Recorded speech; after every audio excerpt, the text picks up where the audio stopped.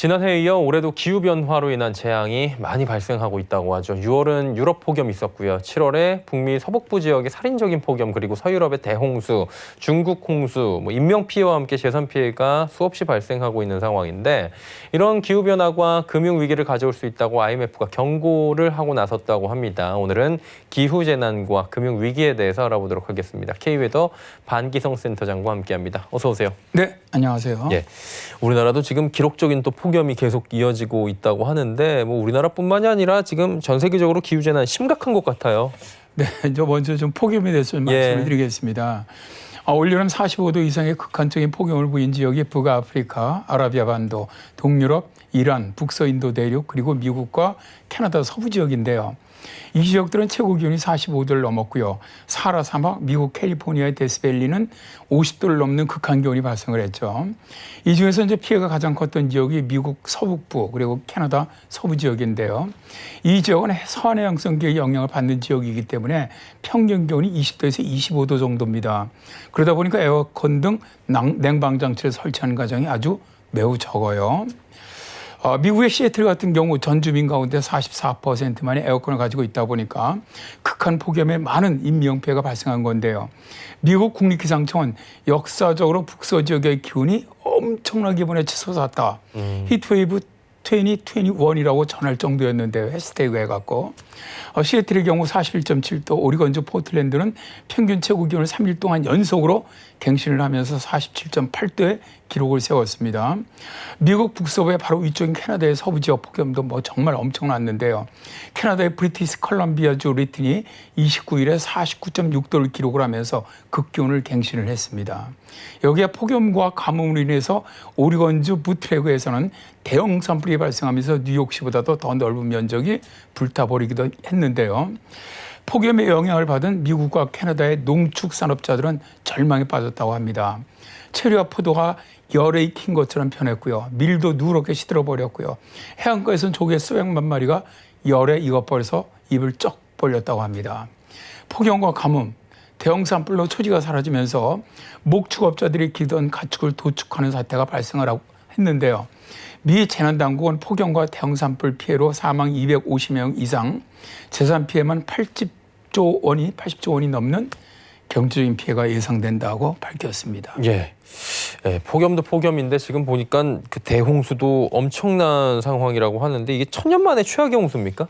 네, 그렇습니다. 지금 서유럽 쪽은 지금도 계속되고 있죠. 독일 쪽 말씀하시는 거예요? 그러니까 독일, 처음 시작한 건 독일, 벨기에, 네덜란드, 스위스, 오스트리아 쪽에 있는데 오늘은 보니까 영국이더라고요.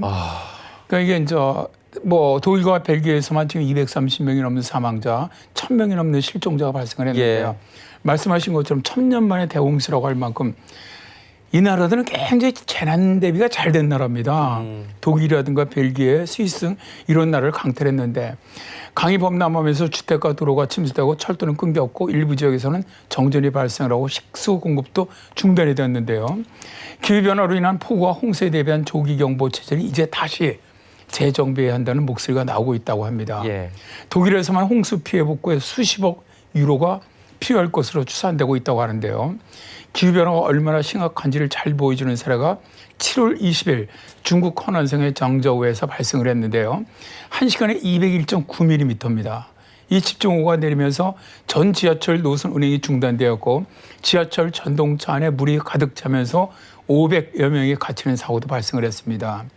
우리나라에서 1시간에 가장 많이 비가 내렸던 양이 100mm 전후거든요. 그러니까 이게 상상을 할 수 없는 정말 그런 강수량으로 엄청난 피해가 발생한 것이죠. 야, 이 참 시간에 200mm면 가늠이 되지 않는 수준인 것 같은데, 이렇게 지금 기후변화 재난이 더 자주 발생을 하다 보니까 IMF가 금융위기 온다고 발표했다고요?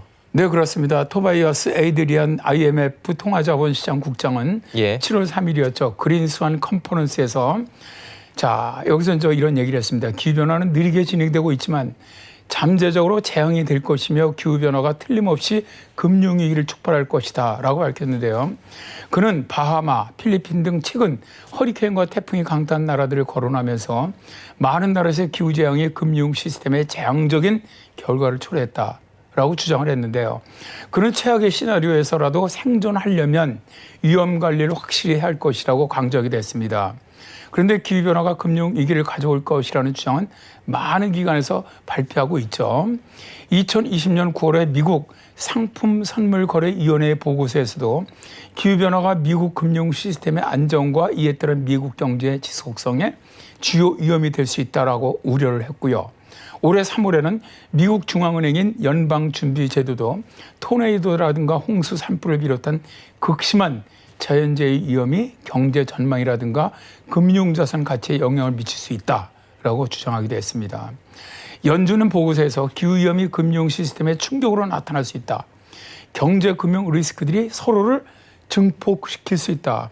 기후재난이 부동산 붕괴를 일으킨다면 은행이 손실을 입어서 대출과 투자를 축소하는 등의 연쇄효과가 일어난다라고 경고하기도 했습니다. 작년에 제가 이 시간에 그린스완에 대해서 말씀드린 적이 있는데요. 예. 우리나라 금융권도 좀 기후변화발 금융위기에 좀 잘 대응했으면 좋겠습니다. 예. 오늘은 기후변화발 금융위기에 대해서 살펴봤습니다. K웨더의 반기성 센터장과 함께했습니다. 고맙습니다. 네, 감사합니다.